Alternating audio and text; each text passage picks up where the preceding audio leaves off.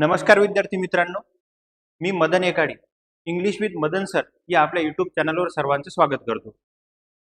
बघा, या ऑनलाईन प्लॅटफॉर्मवर आपण एमपीएससीचे मागील वर्षीचे झालेले सगळे प्रश्न, इंग्रजी ग्रामर आणि व्होकॅब्युलरी या विषयावरचे सगळे प्रश्न आपण ॲनालिसिस करणार आहोत. त्याची सिरीज आपण सुरू केलेली आहे. बेसिक्स ऑफ इंग्लिश ग्रामर नावाचा जो टॉपिक आहे, म्हणजे बेसिक वरचे जे सगळे प्रश्न आहेत, 126 चे 126 प्रश्न, तो एक टॉपिक आपला कंप्लीट झालेला आहे. आज आपण दुसरा टॉपिक टेन्स हा सुरू केलेला आहे. टेन्सचा पार्ट 1 झालेला आहे. आजच्या सेशनमध्ये टेन्सचा पार्ट 2 आहे. मागील व्हिडिओमध्ये टेन्सचा पार्ट 1 आपण पूर्ण केलेला आहे. यासोबतच आपण तलाठी या पदाची पण सिरीज सुरू केलेली आहे, बरोबर. आणि यासोबत वनरक्षक या पदाची पण सिरीज सुरू केलेली आहे. बघा, आपल्याकडे बुक्स आहेत, तुमच्याकडे इंग्रजीचे नोट्स आहेत, इंग्रजीचा जो डेटा आहे, जी थिअरी आहे, ही खूप सारं मटेरियल आपल्याकडे अवेलेबल आहे, बरोबर. तुम्ही वेगवेगळे क्लास केलेले आहेत, पण यानंतरही परीक्षेत उत्तम मार्क मिळवण्यासाठी, पैकीच्या पैकी मार्क मिळवण्यासाठी आपल्याला जे इंग्रजी व्याकरणाचे जे प्रश्न आहेत, हे प्रश्न अतिशय सोप्या भाषेत, त्या प्रश्नामध्ये काय ट्रिक्स आहे, काय क्लू आहे, किंवा आयोगाचा काय बेस आहे, की त्या बेसवर तो पर्टिक्युलर प्रश्न चुकीचा आहे की पर्टिक्युलर प्रश्न का बरोबर आहे, तर ह्याचं कारण आपल्याला माहित असणं गरजेचं आहे. तर त्यासाठी आपण ही सिरीज सुरू केलेली आहे. ही सिरीज फक्त एमपीएससीच्या विद्यार्थ्यांसाठीच नाही, तर ही सिरीज त्या सर्व विद्यार्थ्यांसाठी आहे की जे विद्यार्थी सगळे सरळ सेवा, टीसीएस पॅटर्न, आयबीपीएस पॅटर्न, तलाठी असो, तुमचा ग्रामसेवक असो, महानगरपालिकेचे पेपर असतील, डीएमईआरचा पेपर असतील, नगर परिषदचा पेपर असेल, ग्रुप बी, ग्रुप सी मेन्स असतील, जेवढ्या काही परीक्षा आहेत, केंद्रातील परीक्षा असतील, महाराष्ट्रातील परीक्षा असतील, जेवढ्या परीक्षेत आणि त्या परीक्षेला इंग्रजी व्याकरण आणि व्होकॅब्युलरी हा विषय आहे, त्या सर्व विद्यार्थ्यांसाठी आपली ही सिरीज आहे. या सिरीज मध्ये तुम्हाला खूप साऱ्या अशा गोष्टी शिकायला मिळतील जे विद्यार्थी आतापर्यंत पाहत आहेत त्यांना माहितच आहे. तुम्हाला अशा गोष्टी शिकायला मिळतील की कशा पद्धतीने इंग्रजीचे प्रश्न आपल्याकडे पुरेसा डाटा असताना, आपल्याकडे पुरेसा डाटा नसताना, इंग्रजी या विषयाचा पर्टिक्युलर टॉपिक संपल्यानंतर त्यामधले जे काही अपवाद आहेत त्या अपवादावर कसे प्रश्न येतात, अशा तुम्हाला वेगवेगळ्या गोष्टी माहीत पडतील, वेगवेगळ्या गोष्टी शिकायला मिळतील आणि इंग्रजीच्या प्रश्नावर तुमची कमांड येईल, बरोबर. तर आजचा हा जो टॉपिक आहे टेन्सचा पार्ट 2, तो आपण सुरू करूयात. बघा, या पार्टची जी पीडीएफ आहे ही मी आपल्या टेलिग्राम चॅनलवर पाठवत असतो. इंग्लिश विथ मदन सर याच नावाचा आपला टेलिग्राम चॅनल आहे, ते तुम्ही जॉईन करा. तुमच्या समोर सध्या जर ही पीडीएफ नसेल तर तुम्ही पेन आणि वही सोबत ठेवा. मी काय क्लू सांगतो, त्यामधले काय अपवाद सांगतो, ते लिहून घ्या, ते काळजीपूर्वक ऐका, समजून घ्या आणि ह्याच गोष्टी वारंवार येणाऱ्या परीक्षेत, येणाऱ्या प्रश्नांमध्ये कामी पडतील, राईट. बघा, तुमचं सगळ्यांचं पुन्हा एकदा स्वागत आहे. टेन्स आणि टेन्स मध्ये टॉपिक आहे, पार्ट आहे आपला दुसरा. पार्ट 1 आपला झालेला आहे. बघा, आजचा पहिला प्रश्न आहे, बरोबर. Before Akshay came to Bollywood he dash dash in hotels for 5 years. बघा, आता हा प्रश्न दिलेला आहे आपल्याला, त्याच्यामध्ये रिकामी जागा आहे आणि ती आपल्याला भरायची, बरोबर. काय सांगितलेलं आहे, before Akshay came to Bollywood. Before न वाक्याची सुरुवात झालेली आहे, बिफोरचा क्लॉज आहे. बिफोरचा क्लॉज आहे म्हणजे बिफोर या शब्दाने, या कंजंक्शन काय झालेली, वाक्याची सुरुवात झालेली, कॉमा आहे, 2 वाक्य आहेत, बरोबर, 2 सेंटेन्स आहेत. In hotels for 5 years. आता याच्यात तुम्हाला कीवर्ड सांगतो. बघा, आन्सर सांगणं फार सोपं आहे, त्याचा काही विषय नाही, पण त्या आन्सरच्या पलीकडे पुन्हा जर असा प्रश्न आला, वेगळा प्रश्न आला, तर कसा सोडवायचा सर. बघा, हे एकदम जबरदस्त कन्सेप्ट या क्वेश्चन मध्ये, एक जबरदस्त कीवर्ड या क्वेश्चन मध्ये, की तुम्हाला ते पुढे हेल्पफुल होईल. Before Akshay came to Bollywood, before Akshay came to Bollywood in hotels, रिकामी जागा, फॉर 5 years. बघा, आता हा जो फॉर 5 years आहे, लक्षात घ्या तुम्ही, मी तर एक शब्द लिहितो, फॉर 5 years. काय वाटते तुम्हाला फॉर 5 years या एका फ्रेजवरून, तर फॉर 5 years हा कालावधी आहे. कालावधी हा काय, कालावधी 5 वर्षाचा कालावधी आहे. 5 वर्षाचा काय आहे, कालावधी आहे. ज्या वेळेस अशा पद्धतीची फ्रेज येईल, for 5 years, for many days, for several days, for a long time, खूप दिवसापासून, खूप वेळापासून, खूप महिन्यापासून, खूप वर्षापासून, त्यावेळेस त्या वाक्याचा काळ काय असला पाहिजे, present, present perfect, present perfect continuous tense. ज्या ज्या वेळेस फॉरची अशी फ्रेज असली ज्याच्यामध्ये असा पिरियड सांगितलेला अशी कालावधी सांगितलेली 5 वर्षाची, 6 वर्षाची, 6 महिन्याची, 1 आठवड्याची, 2-3 आठवड्याची, आलं लक्षात? For 5 years, for many years, for a long time, बरोबर, फॉर 2 अवर्स, 2 तासापासून, असा जिथे जिथे कॅल्क्युलेटेड एक कालावधी सांगितलेला आहे त्या त्या वाक्याचा काळ काय काय असला पाहिजे? प्रेझेंट परफेक्ट कंटिन्युअस टेन्स असला पाहिजे, राईट? आता मला सांगा, मी तुम्हाला सांगितलं प्रेझेंट परफेक्ट कंटिन्युअस टेन्स असला पाहिजे, बरोबर आहे? आता या वाक्यात प्रेझेंट परफेक्ट कंटिन्युअस टेन्स म्हणजे हा जो वाज वर्किंग आहे हा गेला, कारण हा काय झाला? पास्ट कंटिन्युअस झाला, पास्ट कंटिन्युअस, पास्ट कंटिन्युअस झाला, हा ऑप्शन गेला. हॅड बीन आणि has been, had work, okay, had work, had work हा झाला पास्ट परफेक्ट, हा पास्ट परफेक्ट झाला, हा पण गेला, बरोबर? पास्ट परफेक्ट हा पण पर्याय चुकीचा आहे. आता मला सांगा, आपल्याकडे आला एक तर हॅड बीन वर्किंग आणि आपल्याकडे आला हॅज बीन वर्किंग. इथे मी तुम्हाला अगोदर सांगितलेलं आहे की काय वापरायचं? प्रेझेंट परफेक्ट टेन्स वापरायचं. पण तुम्हाला अजून एक गोष्ट सांगतो. आता फॉरची फ्रेज आहे, मी तुम्हाला प्रेझेंट परफेक्ट सांगितलं. प्रेझेंट परफेक्टचं जे स्ट्रक्चर आहे ते हॅज बीन वर्किंग आहे. इथं जर तुम्ही आता राईट केलं तर हे सुद्धा चुकणार का? तुम्हाला त्याचं रिझन सांगतो. हे आपण सांगितलेलं बरोबर आहे, फॉरच्या फ्रेजचा काळ असतो प्रेझेंट परफेक्ट कंटिन्युअस टेन्स. पण इथपर्यंत माहित झालं. याच्या पुढे अजून एक स्टेप आहे, ती म्हणजे या वाक्यातला बिफोरचा क्लॉज बघा. या बिफोरच्या क्लॉज मध्ये एक वर्ब आहे केम, आणि तो केम आहे V2, साधा भूतकाळ. तो जो केम आहे तो साध्या भूतकाळात आहे. केम कोण्या काळात आहे? साध्या भूतकाळात आहे. मग मला सांगा, आता मी तुम्हाला वाक्य समजावून सांगतो. अगोदरचं वाक्य आहे, before Akshay came to Bollywood. Before Akshay came to Bollywood. Akshay म्हणजे अक्षय कुमार. बॉलिवूडमध्ये यायच्या अगोदर, बॉलिवूडमध्ये यायच्या अगोदर म्हणजे सध्याची परिस्थिती काय? बॉलिवूडमध्ये यायच्या अगोदर म्हणजे सध्या तो कुठे आहे? बॉलिवूडमध्ये आहे. बॉलिवूडमध्ये आला, ती गोष्ट संपली. बॉलिवूडमध्ये तो आला, ही केम. जर तो आधी बॉलिवूडमध्ये आला, सध्याच बॉलिवूडमध्ये आला, तर बॉलिवूडमध्ये यायच्या अगोदर, बॉलिवूडमध्ये यायच्या अगोदरचं वाक्य पण कोणत्या काळात असलं पाहिजे? भूतकाळातच असेल ना. तर त्याच्यामुळे पुढच्या वाक्यात हॅज बीन वर्किंग येणार आहे का? नाही. वाक्यात असं सांगितलेलं आहे, बॉलिवूडमध्ये यायच्या अगोदर, म्हणजे तो सध्या आलेला आहे बॉलिवूडमध्ये. बॉलिवूडमध्ये यायच्या अगोदर त्यानं 5 वर्ष हॉटेलमध्ये भांडी घासली, 5 वर्ष हॉटेलमध्ये त्यानं काम केलेलं आहे. तर मला सांगा, तो बॉलिवूडमध्ये आलेला आहे, की V2 मध्ये ऑलरेडी सांगितलेलं आहे. तर बॉलिवूडमध्ये यायच्या अगोदर तो जिथं कुठं होता हॉटेलमध्ये, तर ती पण गोष्ट कोणत्या काळात आली पाहिजे? ती पण गोष्ट भूतकाळात आली पाहिजे. म्हणजे या वाक्याचा जो काळ आहे, या वाक्याचा जो काळ आहे तो काय असला पाहिजे? Past perfect continuous tense, right? या प्रश्नातून काय घ्यायचं? या प्रश्नातून काय घ्यायचं? आता तुम्हाला 2 गोष्टी सांगतो. या प्रश्नातून काय घ्यायचं की हे नेहमीसाठी आपल्या कामाला येईल. फर्स्ट थिंग, हा जो फॉर 5 इयर्स आहे, हा जो फॉर 5 इयर्स आहे, याच्या हा कालावधी आहे. हा काय आहे? कालावधी आहे. मी मराठीत देतो, तुमच्या लक्षात येईल. हा कालावधी आहे, बरोबर? हा कालावधी present, present perfect, perfect continuous, continuous tense मध्ये वापरायचा. झाली एक गोष्ट. पण आता या वाक्यात आपण प्रेझेंट परफेक्ट कंटिन्युअस टेन्स का नाही वापरणार? कारण अगोदरच्या वाक्यात एक रचना आहे V2 ची, त्यामुळे पुढे पण आपल्याला काय वापरायचं आहे? पास्टच काळ वापरायचा आहे. आता एक रचना लक्षात घ्या. एका वाक्यात जर V2 असेल तर दुसऱ्या वाक्यात सुद्धा आपल्याला पास्टच वापरावा लागतो. दोन पैकी एका वाक्यामध्ये भूतकाळ आहे आणि दुसऱ्या वाक्यामध्ये वर्तमान काळ, असं आपण वापरू शकत नाही, बरोबर? इकडे V2 आहे, पास्ट आहे, तर दुसऱ्या वाक्यात आपल्याला पास्ट वापरायचं आहे. मग म्हणून आपण इकडे काय वापरलेला आहे? हॅड बीन वापरलेला आहे. Had been working in hotels for 5 years, right? कळालं असेल तुम्हाला नक्कीच, बरोबर? हा खूप महत्वाचा कन्सेप्ट आहे आणि वारंवार विचारला जातो. हे आता पुढच्या वाक्यातली, choose the correct substitute for of the following sentences.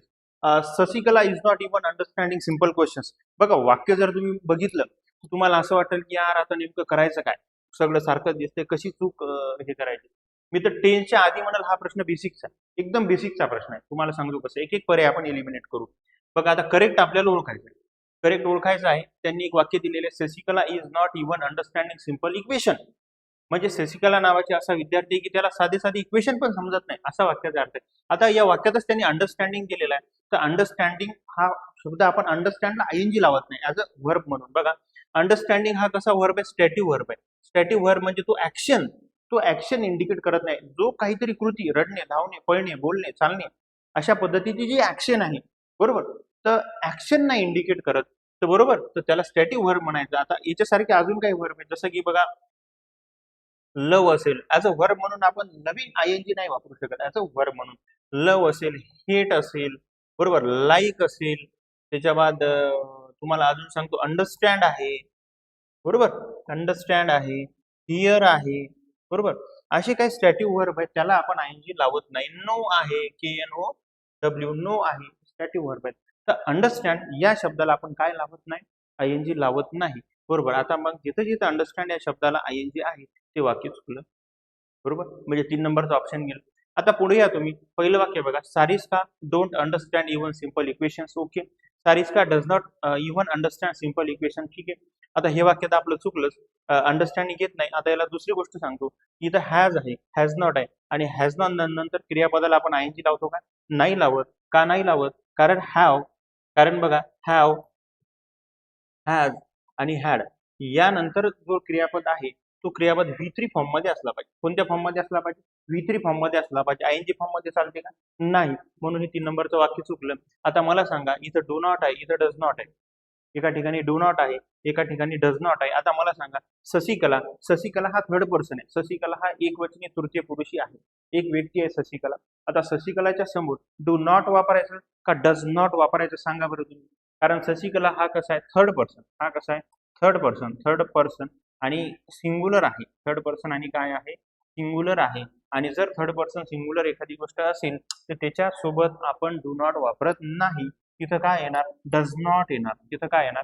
Does not येणार. म्हणजे हे आपला आन्सर बरोबर आहे, बरोबर. आता या पुढे हा क्वेश्चन आपण चुकीचा सांगितलेला आहे. Shashikala can not understand even simple equation. आता मला सांगा, इथं कॅन नॉट आहे आणि इथं अंडरस्टूड आहे.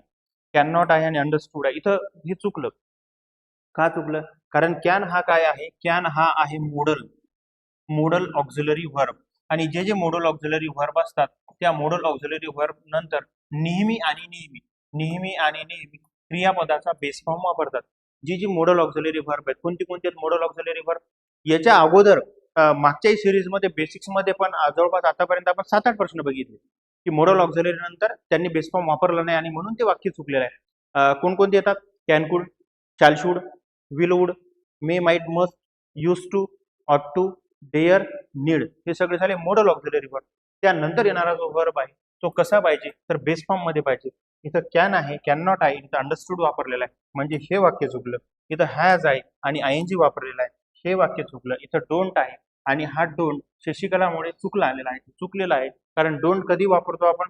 जर तुमचं क्रियापद, तुमचा सब्जेक्ट अनेक वचनी असेल, सब्जेक्ट काय असेल? अनेक वचनी असेल आणि त्याला अपवाद एक आय, याच्यासोबत आपण काय वापरतो? डू वापरतो. आणि हे सोडून सगळे, बरोबर, आय, वी, यू आणि दे.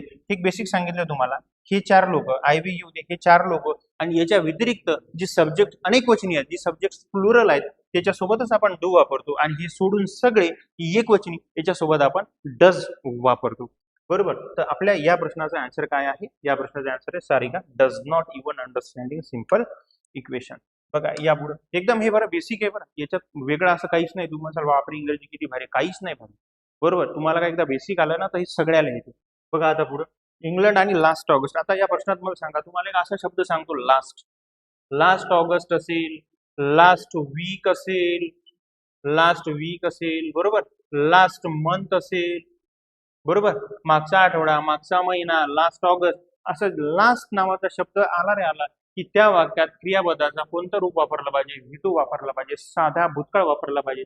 मला सांगा, हॅव व्हिजिटेड चुकलं, हॅड चुकलं, आयएनजी चुकलं. आपला आन्सर काय? व्हिजिटेड. कसं ओळखलं आपण? लास्ट या शब्दावरून ओळखलं. लास्ट नावाचा शब्द आहे, बरोबर, तुमचा एस्टरडे नावाचा शब्द आहे, बरोबर, एगो नावाचा शब्द आहे, तुमचा प्रिव्हियस डे नावाचा शब्द आहे, बरोबर, प्रिव्हियस डे नावाचा शब्द आहे.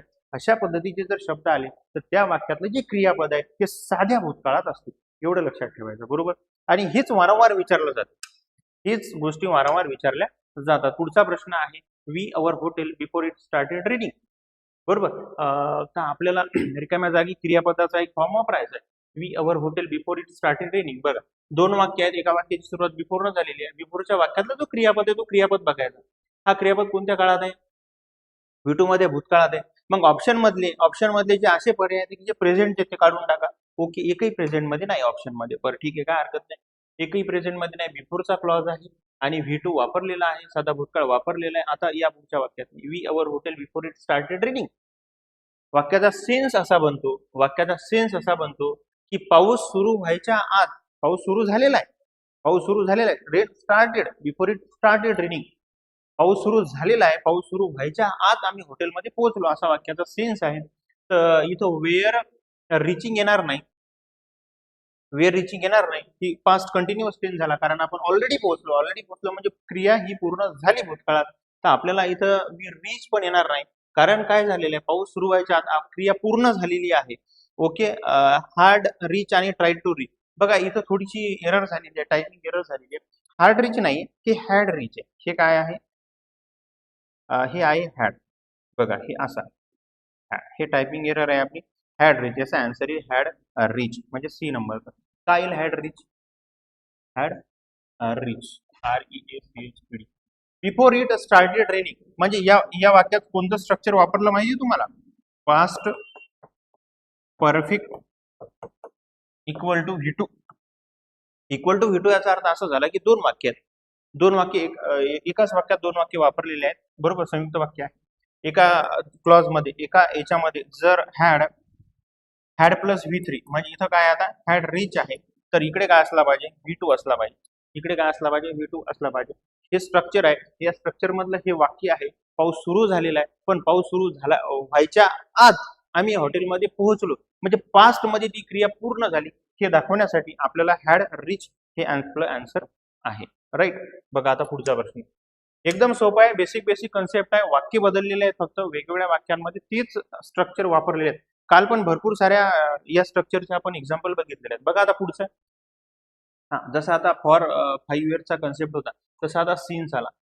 सिन्स काय सांगते मला सांगा बरं तुम्ही, सिन्स काय सांगते? सिन्स सांगते स्टार्टिंग पॉईंट. काय, कोणता पॉईंट सांगते? सिन्स काय सांगते? स्टार्टिंग पॉईंट सांगते. एखाद्या घटनेची सुरुवात सांगते. कशी सुरुवात? आता जर मी तुम्हाला म्हटलं की बघा आता हे आहे सिन्स, जसं इथे वर्ष दिलेलं आहे सिन्स 1987.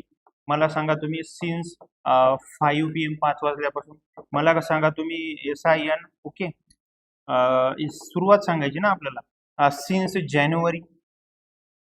जानेवारी, बरोबर.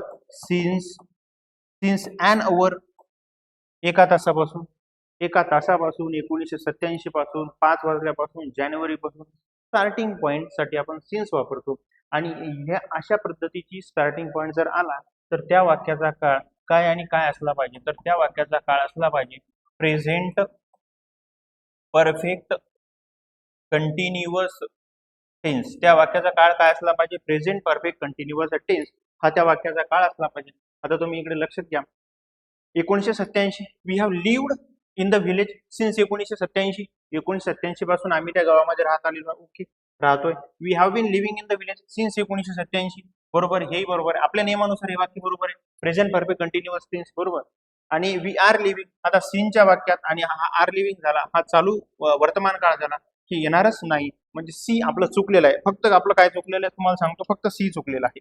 सी चुकला. आता बी आणि ए बी. तर आता तुम्हाला मी एक गोष्ट सांगितली की सिन्स आणि फॉर ह्या दोन्ही phrases present perfect continuous tense मध्ये वापरतात. आता मी तुम्हाला या पुढची एक गोष्ट सांगतो की सिन्स आणि फॉर या पूर्ण वर्तमान काळात सुद्धा वापरल्या जातात. म्हणजे ज्या पद्धतीनं हॅव बीन लिव्हिंग हे वाक्य आहे प्रेझेंट परफेक्ट कंटिन्युअस टेन्स आहे जसं वाक्य आहे, तसंच हे वाक्य प्रेझेंट परफेक्टचं आहे, प्रेझेंट परफेक्ट. तर हे दोन्ही वाक्य काय आहेत? बरोबर आहेत. हे लक्षात घ्या, बरोबर. आपला आन्सर आहे ए आणि बी. आता या पुढचा क्वेश्चन आहे बघा, tense is a form of verb use to indicate. इथे डेफिनेशन विचारलेली आहे. टेन्स हा कसा फॉर्म आहे की जो आपण वापरला जातो नेहमी. तर ही आहे डेफिनेशन विचारलेली आहे. टाइम ऑफ ऍक्शन म्हणजे काय? Present, past, future. टेन्सचे प्रकार, एखादी ऍक्शन आपण प्रेझेंट मध्ये सांगू शकतो, पास्ट मध्ये पण सांगू शकतो आणि फ्युचर मध्ये पण सांगू शकतो. म्हणजे पहिलं वाक्य बरोबर आहे. टेन्स आपल्याला काय सांगते? पर्टिक्युलर ऍक्शनचा टाइम सांगते, बरोबर. कंटिन्युअस ऑफ ऍक्शन म्हणजे काय? क्रियापदाला ING, बरोबर. क्रियापदाला ING, कंटिन्युअस ऑफ ऍक्शन, हेही वाक्य बरोबर आहे. तिसरं सांगितलेलं कम्प्लीटनेस ऑफ ऍक्शन, एखादी पर्टिक्युलर ऍक्शन आहे ती कंप्लीट झाली म्हणजे काय, हॅव ओके, हॅव, हॅज आणि हॅड यानंतर आपण V3 वापरतो. हे स्ट्रक्चर काय दाखवते, कम्प्लीटनेस ऑफ ऍक्शन दाखवते. काय दाखवते, कम्प्लीटनेस ऑफ ऍक्शन. म्हणजे टेन्स ही अशी गोष्ट आहे की ती पर्टिक्युलर ऍक्शनचा टाइम सांगते, वर्तमान काळात आहे, भूतकाळात आहे का भविष्यकाळात आहे. पर्टिक्युलर ऍक्शनचा कंटिन्युअस सांगते म्हणजे आयएनजी फॉर्म आहे. कंटिन्युअस ऍक्शन एखाद्या ऍक्शनचा कम्प्लीटनेस सांगते, पूर्णत्व सांगते, ते म्हणजे हॅज प्लस V3. हे फक्त व्याख्या विचारल्या, फक्त त्यांनी ते शब्दात विचारलेलं, बाकी ऍप्लिकेशन आपल्याला माहिती आहे. की आता तुम्ही पुढचा प्रश्न आहे, सिन्स 1982 आता सांगा कोणता काळ आला पाहिजे. यस, इथं काळ नाही विचारला, इथं वेगळंच विचारलेलं आहे. वी हॅव लिव्ड, बघा, we have lived in this house since 1982. 1982 पासून आम्ही या घरात राहतोय. 1982 पासून या घरात राहतो आणि अजूनही याच घरात राहतो, असं त्या वाक्याचा अर्थ आहे. बरोबर. तर सेम सेन्स बनते, वी हॅव बीन लिव्हिंग आणि वी हॅव लिव्ड, काही फरक नाही. आता घ्या, the use of perfect tense in the above sentence is yes. त्यांनी सेंटेन्स दिलेला आहे आणि याच्यात जो यूज आहे तो काय आहे बाबा, हे त्यांनी विचारलेलं. आता पहिला पर्याय रिझल्टेटिव्ह ऍक्शन. आपण हे समजून घेऊ की त्यातली ऍक्शन काय सांगते, त्यातली ऍक्शन काय सांगते. आता ज्या वेळेस वाक्यात सीन्स येते तर याचा अर्थ झाला, स्टार्टिंग पॉईंट हे आपण बघितलं, त्याचा अर्थ झाला असा झाला. कालच्या जो टेनचा जो आपला पहिला व्हिडिओ होता, त्या पहिल्या व्हिडिओ मधला पहिलाच प्रश्न होता की त्यामध्ये डेफिनेशन दिली होती प्रेझेंट परफेक्ट कंटिन्युअस टेन्सची. काय डेफिनेशन होती ती, एखादी जी ऍक्शन आहे, एखादी ऍक्शन आहे ही स्टार्ट झालेली आहे. कुठं स्टार्ट झालेली आहे, समटाइम एगो. बघा कसं होतं ते वाक्य, समटाइम एगो इन पास्ट.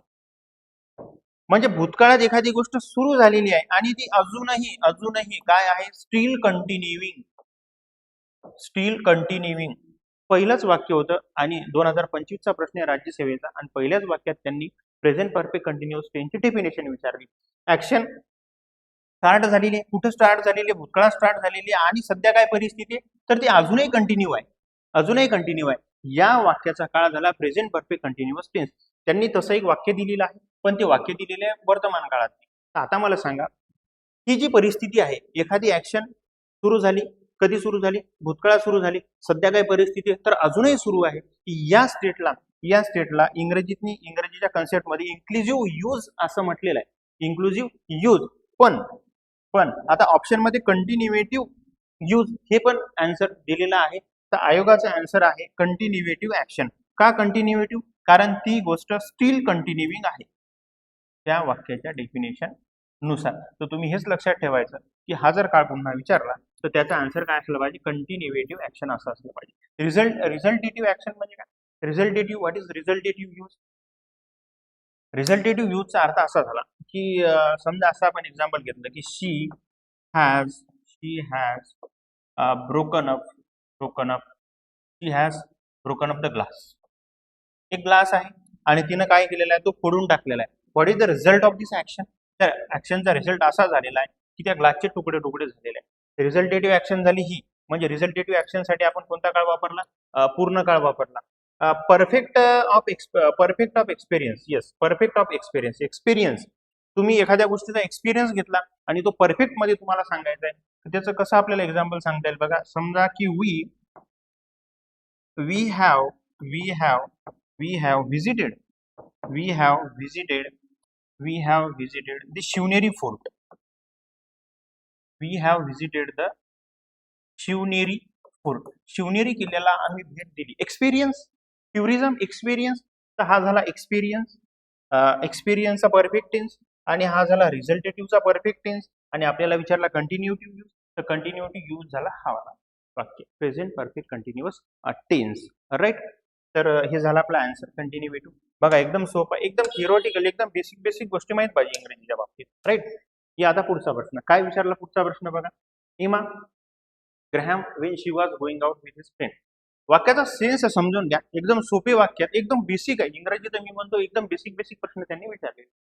इमा व्हेन, बघा वाक्यामध्ये व्हेन आहे, कंजक्शन आहे, व्हेन शी वॉज. आता मला सांगा, व्हेनचा क्लॉज आहे इथं, व्हेनचा क्लॉज आहे आणि व्हेनच्या क्लॉज मध्ये त्यांनी वॉज गोइंग म्हणजे काय, पास्ट कंटिन्युअस टेन्स दिलेला आहे. व्हेनच्या क्लॉज मध्ये काय आहे, पास्ट कंटिन्युअस आहे. बरोबर. When she was going out with his friend. इमा आणि ग्रॅहम दोन नाव आहेत. तर इमा तुम्हाला इथं मी सांगतो, मला सांगा एक साधी गोष्ट सांगतो मी तुम्हाला. इथं वाज गोइंग आहे व्हेनच्या. मी तुम्हाला सांगितलं जर दोन वाक्य असतील, दोन पैकी एका क्लॉज मध्ये एका वाक्यामध्ये जर भूतकाळ दिलेला असेल, आता इथं भूतकाळ आहे वाज गोइंग, भूतकाळामधलं ते कंटिन्युअसचं वाक्य, पास्ट कंटिन्युअसचं वाक्य, तर सुरुवातीच्या वाक्यात वर्तमान काळ येणार नाही. वर्तमान काळातले जे ऑप्शन आहेत ते काढून टाका. हॅज मेट आणि मीट्स वर्तमान काळातले दोन्ही आपण काढून टाकले. राहिले का आता मेट आणि हॅड मेट. आता मेट येईल का हॅड मेट येईल. हॅड मेट म्हणजे पूर्ण पूर्ण भूतकाळ. पूर्ण भूतकाळ कधी वापरतो, हा जो पूर्ण भूतकाळ आहे हा जर दुसऱ्या वाक्यात जर V2 असेल तर आपण पूर्ण भूतकाळ वापरतो. पण या आपल्या दुसऱ्या वाक्यात V2 आहे का, नाही. दुसऱ्या वाक्यात पास्ट कंटिन्युअस टेन्स आहे. तर या पास्ट कंटिन्युअस टेन्सच्या केसमध्ये आपल्याला इथं मेट वापरावं लागेल. काय वापरावं लागेल, मेट वापरावं लागेल. आता तुम्हाला या वाक्याचा अर्थ सांगतो बघा. इथं वापरला आपण मेट. मीट मेट मीट. मीट या शब्दाचा जो V2 आहे, भेट नाही, त्याचा V2 आहे met. Emma met Graham when she was going out with his friend. Emma आहे ती तिच्या मित्रासोबत बाहेर चालली होती, बाहेर जात होती. बाहेर जात असताना रस्त्यात तिला तिचा मित्र ग्रॅहम भेटला. म्हणजे एखादी क्रिया जर अगोदरच सुरू आहे, एखादी क्रिया जर अगोदरच सुरू आहे, कंटिन्यू आहे, अगोदर काय आहे, कंटिन्यू आहे, बरोबर, आणि नंतर त्या दरम्यान एखादी क्रिया घडली, बरोबर, या दरम्यान एखादी घडली. बघा आता ही झाली कंटिन्यू क्रिया, ही काय झाली, कंटिन्यू क्रिया, ही कंटिन्यू क्रिया झाली इथून इथपर्यंत. पण या दरम्यान एखादी गोष्ट घडली तर ती सांगायची साध्या भूतकाळात. म्हणजे कसं, ती तिच्या मित्रासोबत ऑलरेडी जात होती, ऑलरेडी कंटिन्युअस गोष्ट होती, मधात त्यांना ग्रॅहम भेटला, ही मधात गोष्ट घडली, तर ती V2 मध्ये घ्यायची. तुम्हाला उदाहरण सांगतो आता, याचं आपण एक अजून उदाहरण पाहू बघा.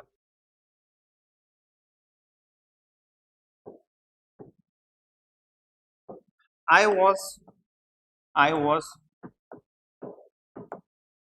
preparing my notes. I was preparing my notes. माझ्या नोट्स मी तयार करत होतो. When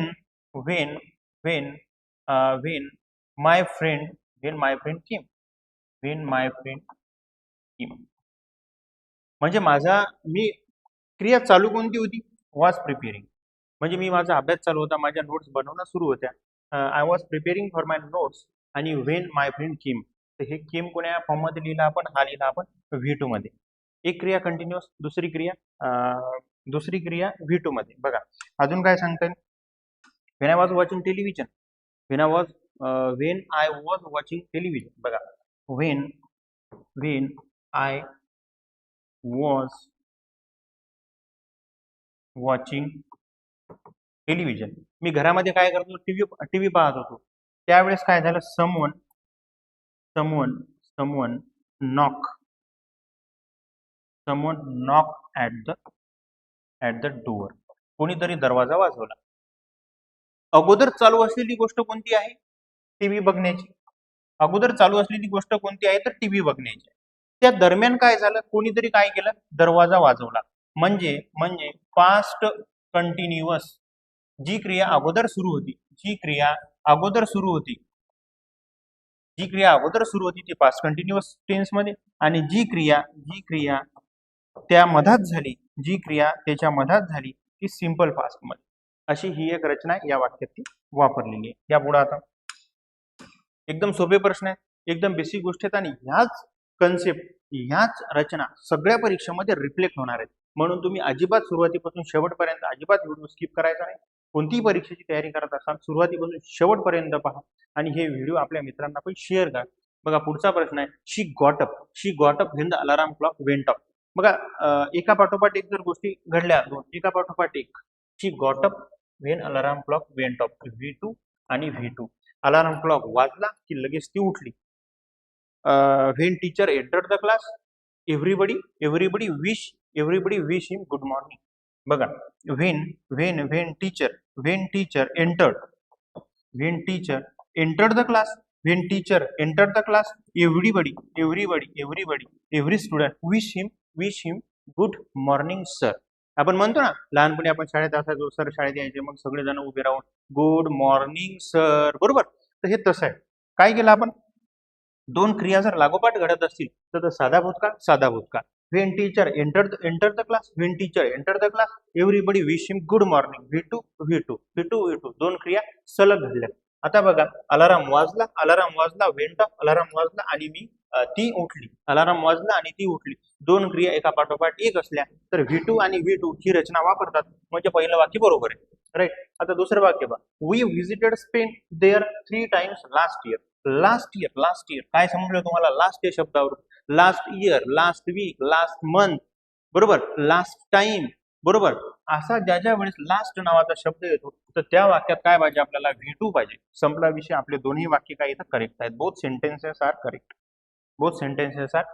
बघा, बऱ्याचदा आपण हा कन्सेप्ट बघितलेला आहे आणि वारंवार त्याच्यावरच प्रश्न आहे. बघा, the barber has cut hair very short. हे प्रश्नाने काय करायला सांगितलं आपल्याला? Progressive future tense. बघा, कालच्याही वाक्यामध्ये प्रोग्रेसिव्ह नावाचा शब्द आला होता. तर 2019चा प्रश्न आहे, प्रोग्रेसिव्ह नावाचा शब्द वापरला. इंग्रजीतली प्रोग्रेसिव्ह फ्युचर टेन्स. प्रोग्रेसिव्ह हा शब्द जर टेन्स सोबत जोडला तर या प्रोग्रेसिव्हचा अर्थ होतो कंटिन्युअस टेन्स. प्रोग्रेसिव्हचा अर्थ काय होतो? Continuous tense. मग आता मला सांगा, त्यांनी एक वर सेंटेन्स दिलेला आहे आणि identify the progressive future tense. या वरच्या वाक्याचा त्यांनी सरळ सांगितलं की काळ सांगा. कोणता काळ सांगा? तर कंटिन्युअस फ्युचर टेन्स सांगा. कंटिन्युअस फ्युचर टेन्स जो असतो तर त्या टेन्सचा फॉर्म्युला काय? शॅल बी, विल बी आणि क्रियापदाला आयएनजी. बघा, शॅल बी, विल बी, आयएनजी कुठे आहे? शी विल बी आयएनजी म्हणजे barber will be cutting my hair very short. आपल्याला विचारला कंटिन्युअस फ्युचर टेन्स तर त्याचा आन्सर झाला हे. ओळखलं कसं? तर शॅल बी, विल बी आणि आयएनजी याच्यावरून आपण ओळखलं की हा फ्युचर कंटिन्युअस टेन्स आहे. विल हॅव कट काय झाला? कोणता काळ झाला? फ्युचर परफेक्ट झाला. इज कटिंग कोणता काळ झाला? प्रेझेंट कंटिन्युअस टेन्स झाला. आणि हॅड कट कोणता झाला? पास्ट परफेक्ट टेन्स झाला. आपल्याला विचारला फ्युचर कंटिन्युअस टेन्स विचारला, त्याचा आन्सर येईल विल बी कटिंग. 3 नंबरचा. ओके. बघा, एकदम सोपा, एकदम बेसिक प्रश्न येतात. शी वर्क्स इन मुंबई. किती साधं वाक्य. शी वर्क्स इन मुंबई हे वाक्य विचारलेलं आहे ग्रुप बी 2019ला विचारले. In above sentence the underline word denotes. तो काय सांगतो बा? वर्क्स शब्दाखाली अंडरलाईन केलेली आणि तो शब्द आपल्याला काय सांगतो बघा. पहिलं दिलेलं आहे प्रेझेंट स्टेट, दुसरं दिलेलं आहे प्रेझेंट हॅबिट, टेम्पररी प्रेझेंट आणि टेम्पररी हॅबिट. टेम्पररी असलं काही नसतं कार्यक्रम, टेम्पररी असं काही नसतं. बघा, आता शी वर्क्स, त्याच्या वेळेस शी वर्क्सच्या शब्दावरून त्याला एस लागला आणि एस कोण्या काळात लागतो? साधा वर्तमान काळ, सिंपल प्रेझेंट टेन्स. आणि सिंपल प्रेझेंट टेन्सचा वापरच कशासाठी आहे? बघा, हा जो सिंपल प्रेझेंट टेन्स आहे ना, लक्षात घ्या तुम्ही, हे तुम्हाला माहीतच पाहिजे. सिंपल प्रेझेंट टेन्सचा जो यूज आहे, सिंपल प्रेझेंट टेन्सचा यूज तुम्ही जर एखादी गोष्ट जर तुम्ही रेग्युलर करत असाल तर त्या रेग्युलर होणाऱ्या गोष्टीलाच हॅबिट म्हणलं जाते. त्या 2 शब्द आले पाहिजे. रेग्युलर करणाऱ्या गोष्टीला, सतत वारंवार एखादी गोष्ट करता. मुंबईला राहतो तर ही तुमचा रेग्युलरचा विषय, मुंबईला राहणे ती हॅबिट आहे तुमची. आणि हा काळ कशासाठी वापरला जातो? तर प्रेझेंट हॅबिट. त्या वर्क्स वरून आपल्याला सांगायचं वर्तमान काळ वापरला जातो, प्रेझेंट हॅबिट साठी वापरला जातो. प्रेझेंट स्टेट काय? ही प्रेझेंट स्टेट या ऑप्शन वरून तुम्हाला कंटिन्युएन्स ऑफ पर्टिक्युलर ऍक्शन सांगता येत नाही. एखादी गोष्ट वारंवार होते ती या शब्दावरून डिनोट होत नाही. तर हॅबिट या शब्दावरून डिनोट होते की तो मुंबईत राहतो, हे त्याचं रेग्युलर काम आहे. हे मुंबईत राहतो ही त्याची हॅबिट म्हणजे तो मुंबईत राहतो 2-4 वर्षापासून, म्हणजे तो रेग्युलर करतो ती गोष्ट. राईट.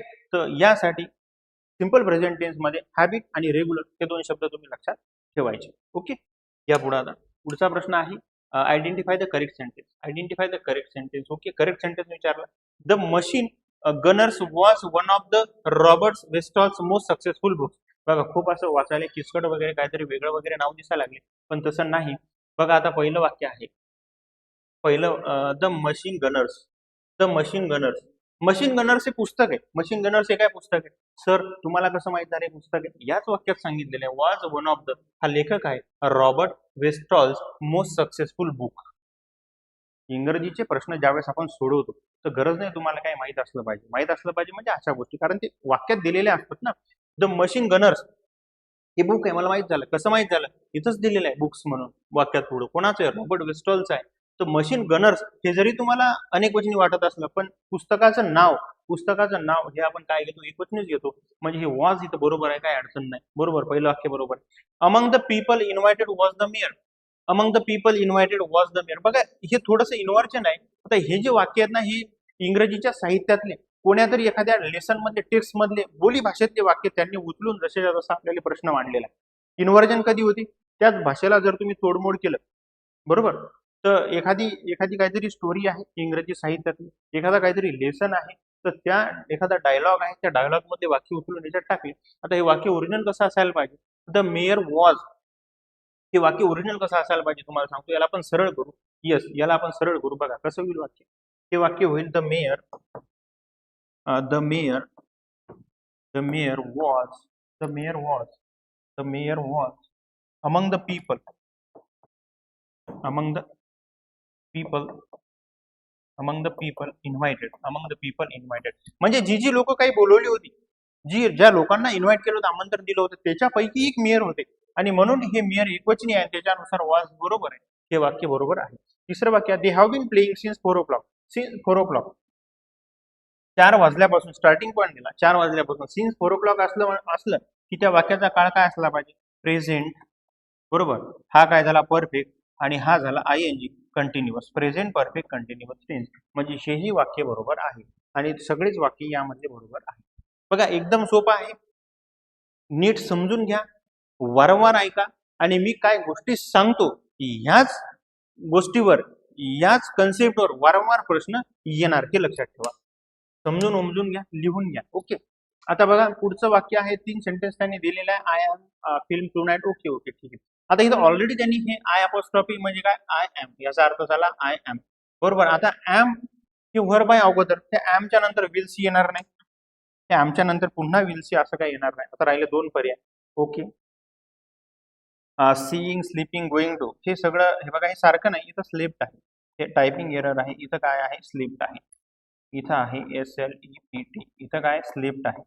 हे स्लिपिंग नाही, कारण दोन्ही पर्याय सारखी कशी होतील ना. ओके. बघा आता आय एम. ओके.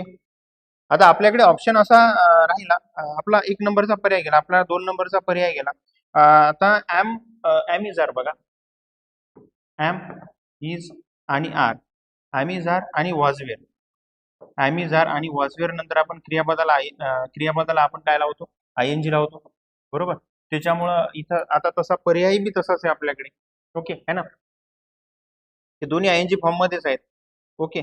तर मग आपलं इथं आयएनजी पहिल्या वाक्यात, I am seeing film tonight, I am seeing, I am seeing film tonight. Okay. I will be, I will be, बरोबर. आता दुसऱ्या वाक्यात त्यांनी विल बी दिलेला आहे. दुसऱ्या वाक्यात काय दिलेलं आहे? विल बी दिलेला आहे. आणि will B, shall be plus आयएनजी कोणता काळ झाला? फ्युचर कंटिन्युअस टेन्स झाला. तर यानंतर काय पाहिजे? आयएनजीच पाहिजे. Will be sleeping, will be काय? स्लीपिंग, बरोबर. आता तिसऱ्या वाक्यात त्या पुन्हा आय एम आला, पुन्हा ॲमिझर आणि वॉजवर नंतर गोइंग टू चारही ठिकाणी. म्हणजे इथं काय? Going to. I am going to ask him to return my money, म्हणजे इथं येईल गोइंग टू. इथं काय येईल? Going, going to. आता लक्षात घ्या, हे तीनही वाक्य आपले सोडून झाले. आपला आन्सर येईल नंबर 3. आता याच्यात तुम्हाला सांगायचं असं, त्या पहिल्या वाक्यात त्यांनी काय? आय एम सीइंग वापरलं, I am seeing film tonight, आज रात्री मी मूवी बघायला जाणार आहोत. I will be sleeping all day on Sunday, ज्यावेळेस संडे असेल, ज्यावेळेस संडे असेल त्यावेळेस मी दिवसभर झोपणार आहे, बरोबर. तिसरं वाक्य, I am going to ask him. तुम्हाला सांगायचं असं तर याच्यातनी फिरून कसा प्रश्न येऊ शकते? पुन्हा याच्यातनी फिरून असा पुन्हा प्रश्न येऊ शकते. असे वाक्य तुम्हाला दिले जातील आणि या वाक्यातनी कोणता टेन्स सांगितला किंवा या वाक्यातनी कोणती ऍक्शन एक्सप्रेस केली तर हे तुम्हाला सांगितल्या जाऊ शकते. तर मी तुम्हाला फक्त एवढंच सांगेल की या तीनही वाक्यातले जे एक्सप्रेशन आहेत, हे तिन्ही वाक्यातले एक्सप्रेशन काय आहे? तर simple future, simple future tense. म्हणजे हा प्रश्न ऍज इट इज जर त्यांनी मॉडिफाय करून विचारला, कोणत्याही परिस्थितीत विचारला जाऊ शकते, कंबाईन मध्ये विचारला जाऊ शकते. तर या तीनही वाक्यातल्या ज्या क्रिया आहेत, I am seeing film tonight म्हणजे मी आज रात्री मूवी बघायला जाणार, म्हणजे गेलो का? नाही, जाणार हो म्हणजे future. I will be sleeping all day on Sunday, रविवारी मी दिवसभर झोपणार आहो. अजून झोपलो का? रविवार आला का? नाही, future tense. I am going to ask him to return my money, माझे पैसे परत कर असं मी त्याला सांगणार आहो. कोणता टेन्स? Future tense. लक्षात घ्या की या तीनही वाक्यातला जो काळ आहे तो सिंपल फ्युचर टेन्स आहे आणि आन्सर तर आपण बघितलं, बरोबर. या आता पुढचा प्रश्न. येस, आता पुढचा प्रश्न, I was sure that I had met him before. बघा वाचायला बघायला एकदम अवघड वाटू शकते, पण ते तेवढंच सोपं आहे. कुठं बघायचं वाक्यात, कोणते कीवर्ड आहे ते कीवर्ड बिलकुल आपण शोधायचे. पहिला कीवर्ड आहे याच्यात वॉज, पहिला कीवर्ड काय? Was. I was sure that I had met, I had met. कोणती रचना झाली आहे यामध्ये सांगा बरं? I was sure that I had met him before, हे वाक्य बरोबर आहे. हा आहे हॅड प्लस मेट म्हणजे पास्ट परफेक्ट कंटिन्युअस टेन्स. हा कोणता टेन्स झाला? Past perfect. Past perfect continuous नाही, पास्ट परफेक्ट टेन्स. हा कोणता काळ झाला? Past perfect. कशावरून? हॅड मेट वरून. आणि हा झाला V2 सिंपल पास्ट. म्हणजे V2 आणि पास्ट परफेक्ट ही रचना आहे, ही रचना आहे. हे वाक्य बरोबर आहे. दुसरं या खाली, On my last visit to Wixton, I found that the village didn't change much. Village didn't change much. आता तुम्हाला दुसरं सांगतो, कीवर्ड बघा वाक्यात. वाक्य किती मोठा असू द्या, काही असू द्या, कीवर्ड बघा. On my last visit. On my last visit. जर वाक्यात लास्ट असला तर वाक्यातले क्रियापद कोणत्या रूपात असतात? सिंपल पास्ट टेन्स मध्ये असतात. On my last visit to Wixton I found. हे दुसरं वाक्य, आय फाउंड दॅट. ओके, इथपर्यंत बरोबर आहे. I found that the village didn't change much. आता मला सांगा, एक पर्टिक्युलर गाव आहे, एक पर्टिक्युलर गाव आहे. त्या गावाला आम्ही ज्यावेळेस मागच्या वेळी भेट दिली तर त्या गावामध्ये फार काही बदल झाला नाही असं दिलेलं आहे. आणि तो जो बदल झाला नाही तिथं डीड नावाचा शब्द वापरलेला आहे. हे डीड चुकलेला आहे. का डीड चुकलेला आहे? सिंपल पास्ट टेन्स कधी वापरतो? जर तो विषय संपला, जर तो विषय संपला तिथून पुढे त्या गोष्टीमध्ये प्रोग्रेस नाही. She died in 1951. She died in 1951. 1951ला तिचा मृत्यू झाला, विषय संपला. She wrote many books. त्यावेळेस मी असं म्हणतो, शी रोट मेनी बुक्स, विषय संपला. आता पुढे पुस्तक लिहिणार नाही, म्हणजे ती व्यक्ती अस्तित्वात नाही. आता इथे त्यांनी दिलेलं आहे की ती जे पर्टिक्युलर व्हिलेज आहे ते डिडंट चेंज मच, साधा भूतकाळ. आणि तुम्ही म्हणाल की ते गाव काय जास्त बदललं नाही, याचा अर्थ असा काय की इथून पुढे बदलणार नाही. ते गाव आहे आणि ते बदलणार पण आहे. तर मग त्याच्यासाठी आपल्याला इथं काय वापरावं लागेल? शब्द हॅड चेंज. काय वापरावं लागेल? Had change. आता हे निगेटिव्ह आहे तर मग इथं काय करू आपण? Had not. Had not change much म्हणजे एक गाव आहे. ऑन माय लास्ट व्हिजिट, जेव्हा आम्ही तिथं मागच्या वेळी भेटीला गेलो तेव्हा आय फाउंड दॅट, तेव्हा मला आढळलं की त्या गावामध्ये काही बदल झालेला नाही. The village had not change. काय वापरायचं तिथं आपल्याला? Had not change much. हे डीड चुकलेलं आहे, म्हणजे 2 नंबरचं वाक्य चुकलं. आता या तुम्ही she keyword admitted that she has stolen. आता मला सांगा तुम्ही, आता मला सांगा, इथं आहे ऍडमिटेड, इथं आहे V2 आणि इथं आहे प्रेझेंट. असं कधी होते का? एक आहे भूतकाळ, एक काय आहे? भूतकाळ पास्ट, आणि एक काय आहे? एक काय आहे? वर्तमान काळ प्रेझेंट. 2 वाक्य कधीही, एक वाक्य भूतकाळाचं, एक वाक्य वर्तमान काळाचं, 2 वाक्य कधीही अख्ख्या इंग्रजीत जोडले जात नाहीत. अख्ख्या इंग्रजीत जोडले जात नाही. एक वाक्य भूतकाळाचं आणि एक वाक्य वर्तमान काळाचं जोडलं जात नाही. हे वाक्य चुकलं. काय पाहिजे? She admitted that she had stolen the watch. इथं काय येईल मग? करेक्ट आन्सर काय? हॅड येईल. कारण हॅज चालणार आहे का? नाही, कारण अगोदरच्या वाक्यात काय आहे? V2 आहे. राईट, बरोबर. आता आपल्याला विचारलं त्यांनी बरोबर कोणतं, तर मला सांगा बी चुकला, सी चुकला. बरोबर, बी चुकला, सी चुकला, सी चुकला. म्हणजे we are left with the correct answer and that is option number 1. बरोबर. या आता पुढं एकदम सोपा कार्यक्रम आहे बरं इंग्रजीमध्ये, फक्त तुम्ही समजून घ्या. आतापर्यंत तुम्हाला अशा पद्धतीनं एवढ्या सोप्या भाषेत खरंच म्हणजे पहिल्यांदा ऐकायला मिळत असेल. बरोबर, सांगत नाहीत लोक. बघा आता, I am use for getting up early.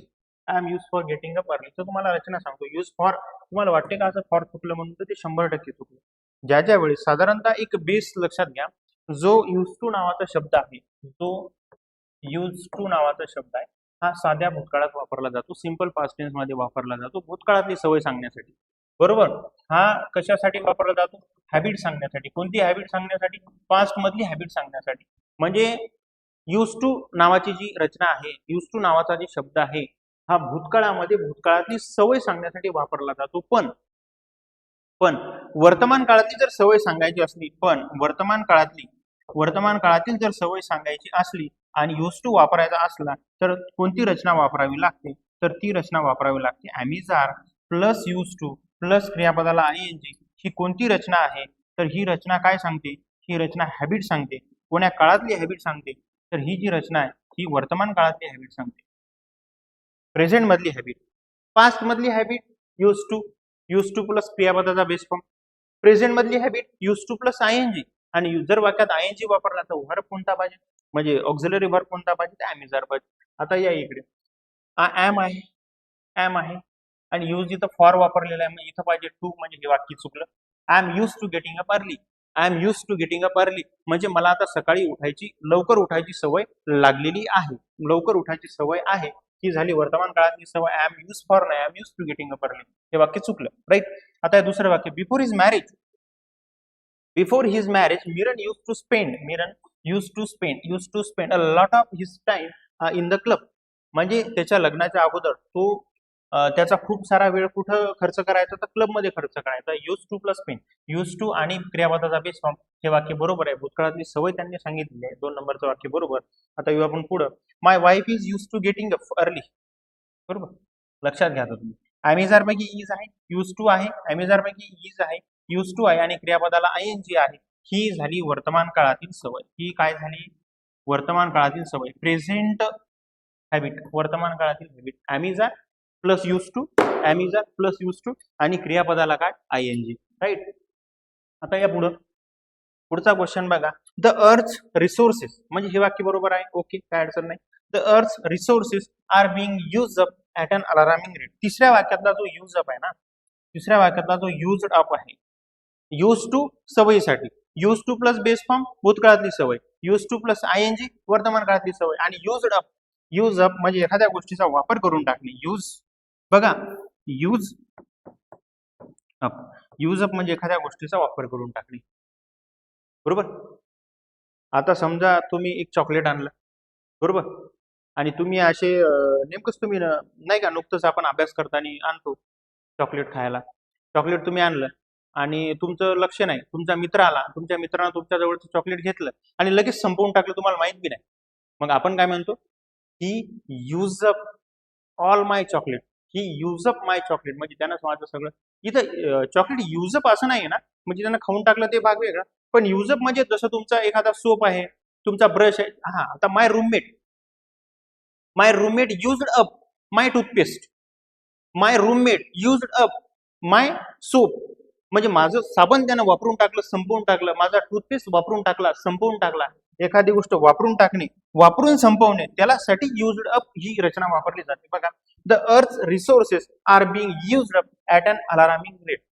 म्हणजे अर्थवर जे रिसोर्सेस आहेत, जे सोर्स आहेत, जे काही नैसर्गिक साधन संपत्ती आहे, ती मोठ्या प्रमाणात, अलार्मिंग रेट म्हणजे काय, मोठ्या प्रमाणात संपवणं सुरू आहे. हा त्या वाक्याचा सेन्स आहे. हे कोणत्या तरी न्यूजपेपर मधलं वाक्य उचललं त्यांनी, आर्टिकल मधलं वाक्य. हे बरोबर आहे. सी बरोबर आहे आणि बी पण बरोबर आहे. फक्त चुकला ए. ए ए काय चुकलेला आहे? ए चुकलेला आहे. म्हणजे आपला आन्सर येईल बी, सी आणि डी बरोबर, राईट. या आता पुढं बघा, पुढचा प्रश्न आहे. येस, यामध्ये लुक देअर शी कम्स. बघा, एक रचना आहे इंग्लिशमध्ये, वाक्य काय जास्त जुनं नाही. देअर आणि हिअर. देअर आणि हिअरनी वाक्याची सुरुवात झालेली असते. देअर आणि हिअरनी वाक्याची सुरुवात झालेली असते आणि शेवटी उद्गारवाचक चिन्ह असते. ही एक स्ट्रक्चर आहे, लक्षात ठेवा. तुमच्या सरळ सेवेमध्ये या रचनेवर प्रश्न येतात 100%.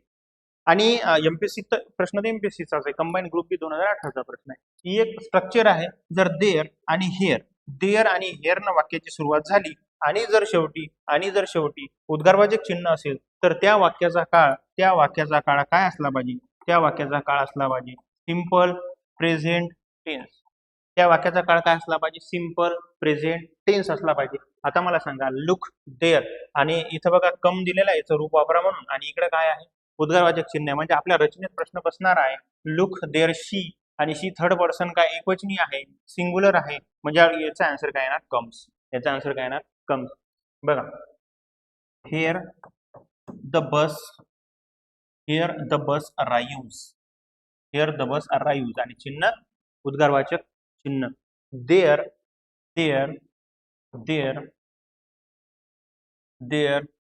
The teacher goes. ते बघा, शिक्षक चालले, किंवा ती बघा बस आली, येते, बरोबर. आणि लुक देअर शी कम्स, ते बघा ती येते. आलं लक्षात? तर ही रचना लक्षात ठेवा. देअर आणि हिअर हे जर सब्जेक्ट म्हणून असतील आणि वाक्याच्या शेवटी जर उद्गारवाचक चिन्ह असेल, तर त्या वाक्यात येणारा जो व्हर्ब आहे तो सिंपल प्रेझेंट टेन्स मध्ये असतो. हे वेगवेगळ्या स्ट्रक्चर आहेत, त्याच्यापैकी एक हे स्ट्रक्चर आहे. या आता पुढचा प्रश्न आहे identify the correct sentence. Yes, correct sentence आपल्याला विचारलेले. I am not understanding this letter. काही समजू का नाही समजू, पण अंडरस्टँडली इंग्रजीमध्ये आयएनजी लागत नाही. पहिलं वाक्य चुकलं, माहिती आहे आम्हाला. She arrived at the theatre at 6 PM but the film has already started. आता तुम्ही कीवर्ड कोणत्या वाक्यातला कीवर्ड बघा, शी अराइव्ड. त्यातला कीवर्ड काय? अराइव्ड. आणि इकडे काय हॅड ऑलरेडी स्टार्टेड. म्हणजे हा काय झाला V2 आणि हा काय झाला V3. Past perfect. आणि ही रचना आपण बघितलेली आहे. जर एका वाक्यात V2 असेल, एका वाक्यात V2 असेल, तर दुसऱ्या वाक्यात काय असला पाहिजे, दुसऱ्या वाक्यात असला पाहिजे पास्ट परफेक्ट. दुसऱ्या वाक्यात काय असला पाहिजे, दुसऱ्या वाक्यात असला पाहिजे पास्ट परफेक्ट. पास्ट परफेक्ट म्हणजे काय, याला दुसऱ्या भाषेत कसं लिहिल, हॅड प्लस V3. ही रचना या वाक्यामध्ये वापरलेली आहे. हे वाक्य बरोबर आहे. आता वाक्याचं समजून पाहू सेन्स काय. She arrived at the theatre at 6 PM. 6 वाजता ती कुठं आली, थिएटर म्हणजे पिक्चर पाहायला आली 6 वाजता. But the film had already start. हे अगोदर काय झालं या सेंटेन्स मध्ये, अगोदर झालं की मूवी सुरू झाला. The film had already started आणि मग ती आली. जी गोष्ट अगोदर पूर्ण झाली ती वापरायची परफेक्ट टेन्स मध्ये, पास्ट परफेक्ट टेन्स मध्ये. जी क्रिया अगोदर झाली, अगोदर होणारी गोष्ट कोणत्या काळात, पास्ट परफेक्ट मध्ये, आणि नंतर होणारी गोष्ट कोणत्या काळात, सिंपल पास्ट मध्ये, V2 मध्ये. म्हणजे हे वाक्य रचनेत बसते. बरोबर आहे. If I get any news I will tell you. बघा ही अजून एक रचना आहे. या रचनेतला हा पहिलाच प्रश्न आहे.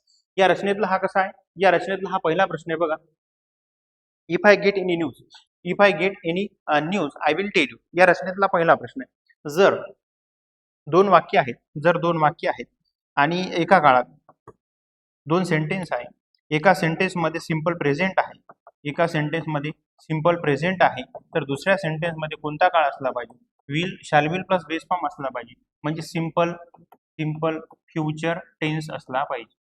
बरोबर. त्या रचनेतलं हे वाक्य. इफ कंडिशनल आहे.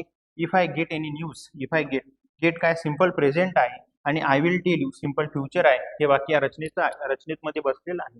सी नंबरचं बरोबर, बी नंबर बरोबर, आणि ING मुळे पहिलं वाक्य काय झालेलं आहे, चुकलेलं आहे. बी आणि सी आपला आन्सर पाहिजे. आपला आन्सर आहे बी आणि सी.